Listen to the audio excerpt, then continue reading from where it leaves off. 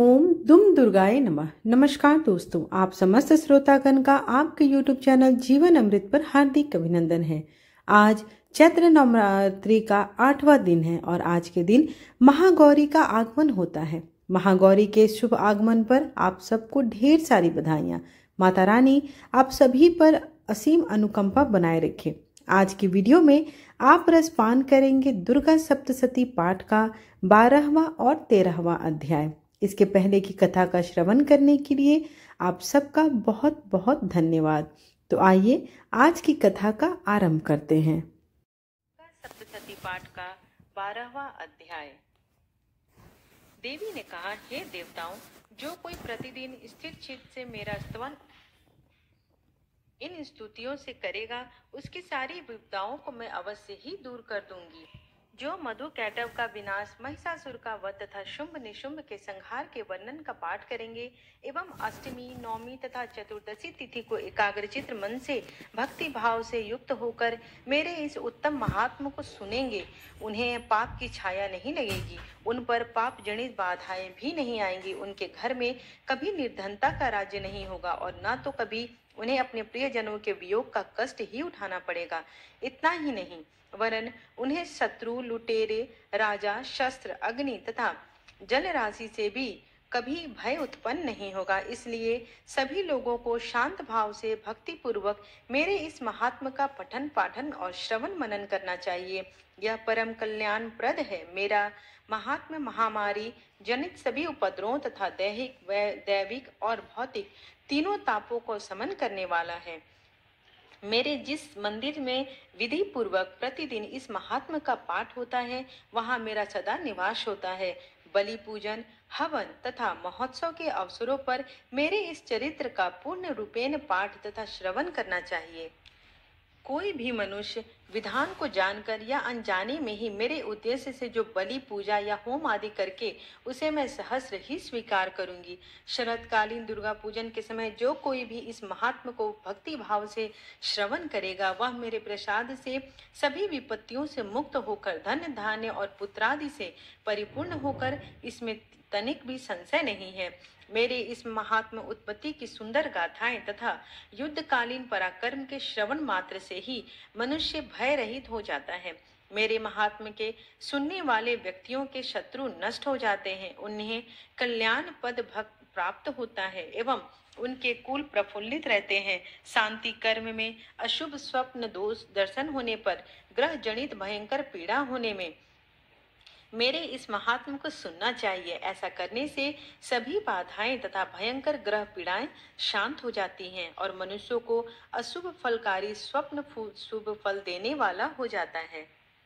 यह महात्म बाल ग्रहों से आक्रांत शिशुओं के लिए शांतिदायक तथा मनुष्यों के संगठन में पारस्परिक वैमनस्यता उत्पन्न होने पर उनमें मित्रता स्थापित कराने वाला सिद्ध हो जाता है। इस महात्म से संपूर्ण दुराचारी के बल का क्षय होता है। इसके पाठ से दानवों, भूतों तथा पिशाचों का नाश होता है। मेरा यह महात्म्य मेरे सानिध्य की उपलब्धि कराने वाला है। उपासकों के द्वारा साल भर तक पशु, पुष्प, अर्धप, धूप, दीप, गंध आदि श्रेष्ठ सामग्रियों द्वारा पूजन करने, ब्राह्मणों को भोजन कराने, हवन करने, प्रतिदिन अभिषेक करने, नाना प्रकार के भोगों का अर्पण करने तथा दान देने से मुझे उतनी प्रसन्नता नहीं होती जितनी इस उत्तम चरित्र का एक बार श्रवण करने से होती है। इस महात्म को सुनने से पाप पुंजों का क्षय एवं आरोग्य का लाभ होता है। मेरी उत्पत्ति का कीर्तन करने से समस्त भूतों से रक्षा होती है तथा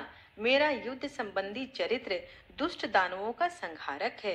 इसके श्रवण मात्र से ही मनुष्य निर्भय हो जाता है। हे देवताओं, तुमने और महर्षियों ने मेरी जो स्तुतियां की है तथा ब्रह्मा जी द्वारा की हुई स्तुतियां सभी कल्याणकारी बुद्धि होती हैं। वन में, सुनसान स्थल में या देवाग्नि से घिर आने पर, जनहीन स्थान में लुटेरों के चक्कर में आ जाने पर, शत्रुओं द्वारा बंधे होने पर अथवा वन में सिंह, व्याघ्र, जंगली हस्तियों के पीछा करने पर, राजाज्ञा से बंधन या वक्षस्थल पर ले जाने के समय अथवा समुद्र में यात्रा करते समय तूफान के कारण नाव डगमगाने पर, भयंकर युद्ध में शास्त्रों का आघात होने पर, वेदना से पीड़ित होने, इतना ही नहीं वरन समस्त भीषण बाधाओं के सामने आने पर, जो कोई इस चरित्र का स्मरण करता है वह व्यक्ति संकट को पार कर जाता है। मेरे प्रभाव से सिंह आदि हिंसक जंतु नाश प्राप्त होते हैं तथा लुटेरे एवं शत्रु भी मेरे चरित्र का स्मरण करने वाले लोगों से दूर भागते हैं।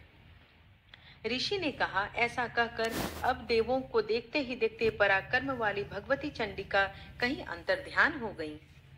महाबलवान दैत्य शुंभ निशुंभ की मृत्यु के अनंतर शेष बचे कुचे दैत्य पाताल लोक को चले गए। हे राजन, इस प्रकार भगवती अंबिका शाश्वत और नित्य होते हुए भी बारंबार अवतरित होकर भूभार धारण करके संसार का रक्षा करती हैं। वे ही इस विश्व को विमोहित भी करती हैं, जगत की सृष्टि करती हैं तथा प्रार्थना करने पर संतुष्ट हो विज्ञान और स्मृति प्रदान करती हैं। हे राजन, महाप्रलय काल में महामारी स्वस्वरूपिणी वे महाकाली ही इस संपूर्ण ब्रह्मांड में व्याप्त रहती हैं। उस समय समय पर वे ही महामारी होती हैं, वे ही समय पर अजन्मा होते हुए भी सृष्टि के रूप में उत्पन्न होती हैं।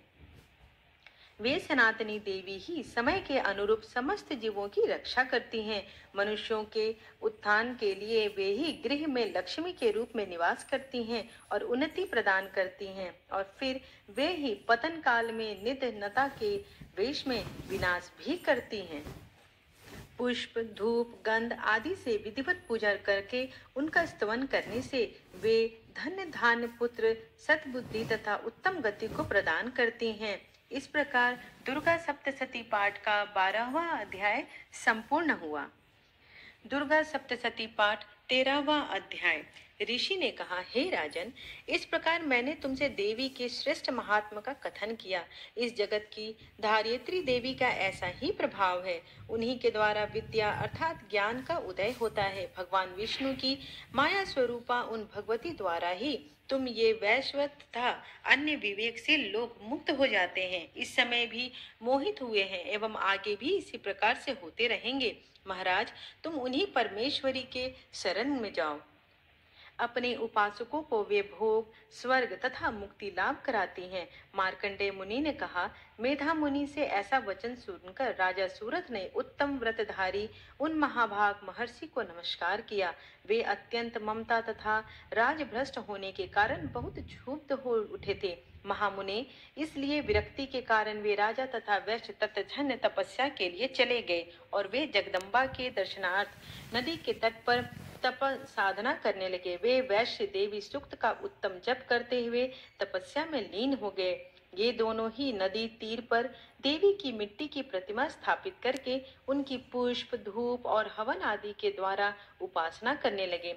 उन्होंने सर्वप्रथम अपने आहार की मात्रा कम कर दी, तदंतर निराहार रहकर एकाग्रचित्त से देवी के चिंतन करने लगे। वे दोनों अपने शरीर के रक्त से सिंचित बलि चढ़ाते हुए निरंतर 3 वर्षों तक संयमी होकर उपासना करते रहे। उन लोगों की उग्र तपस्या से प्रसन्न होकर जगत धात्री चंडिका देवी ने प्रत्यक्ष होकर उन्हें दर्शन दिए। देवी ने कहा कि मैं, हे राजन, अपने कुल को प्रमोदित करने वाले वैश्य, तुम लोगों की जो भी मनो इच्छा है मुझसे मांग लो, मैं तुम लोगों से प्रसन्न हूँ, अतः तुम्हें सब कुछ दे सकूंगी। मार्कंडेय जी बोले, देवी की बात सुनकर राजा ने दूसरे जन्म में अक्षय राज्य प्राप्त करने का वर मांगा तथा इस जन्म में भी शत्रुओं की समस्त सेना को बलपूर्वक पराजित कर पुनः राज्य का अधिकार जमा लेने का वरदान मांगा।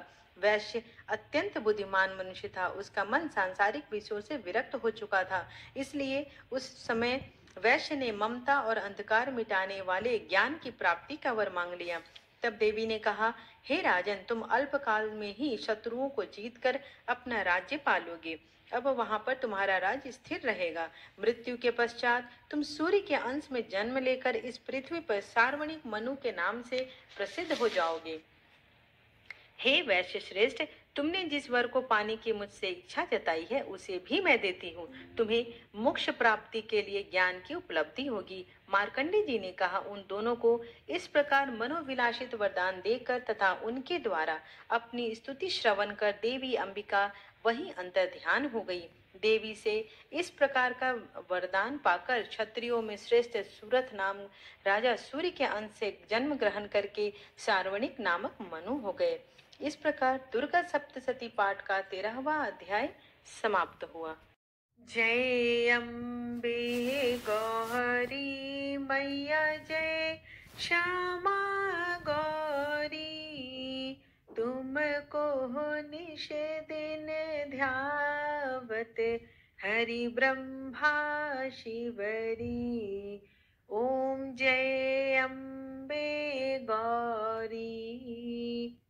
मांग सिंदूर विराजत, टीको मृग मद को, उज्ज्वल से दो नैना चंद्र बदननी को।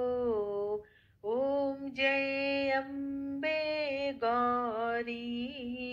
कनक समान कलेवर, रक्तांबर राजे, रक्त पुष्प गले माला कंठन पर साजे। ओम जय अम्बे गौरी। के हरि वाहन राजत, खड्ग खपर धारी, सुर नर मुनि जन सेवत, तिनके दुख हारी। ओम जय अम्बे गौरी। कानन कुंडल शोभित, नासाग्रे मोती, कोटिक चंद्र दिवाकर, समराजत ज्योति। जय अम्बे गौरी। शुंभ निशुंभ विदारे, महिषासुर घाती, धूम्र विलोचन नैना, निस दिन मदमाती। जय अम्बे गौरी। चंड मुंड संहारे, शोणित बीज हरे, मधु कहटव दो मारे, सुर भयहीन करे।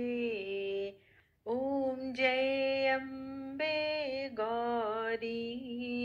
ब्रह्माणी रुद्राणी, तुम कमला रानी, आगम निगम बखानी, तुम शिव पट रानी। ओम जय अम्बे गौरी। 64 योगिनी गावत, नृत्य करत भैरो, बाजत ताल मृदंगा, अरु बाजत डमरू। जय अम्बे गौरी।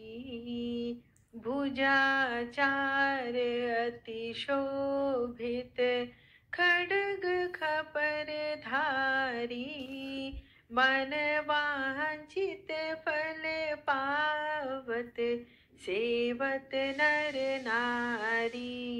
जय अम्बे गौरी।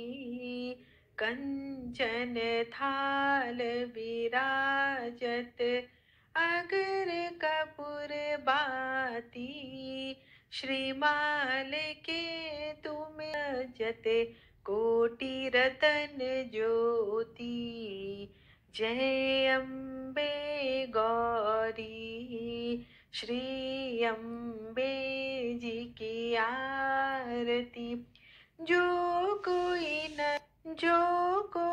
नर गावे, कहत शिवानंद स्वामी, सुख संपत्ति पावे। जय अम्बे गौरी। मैया जय श्यामा गौरी। त्वमेव माता च पिता त्वमेव त्वमेव बन्धु च सखा त्वमेव त्वमेव वेद्या द्रविणं त्वमेव त्वमेव सर्वं मम देव देव। आशा करती हूँ कि आज की पाठ और आरती आपको पसंद आई हो। वीडियो पसंद आए तो चैनल को लाइक शेयर एंड सब्सक्राइब करना बिल्कुल ना भूलें और दिल से कमेंट बॉक्स में जय माता रानी अवश्य लिखें। धन्यवाद।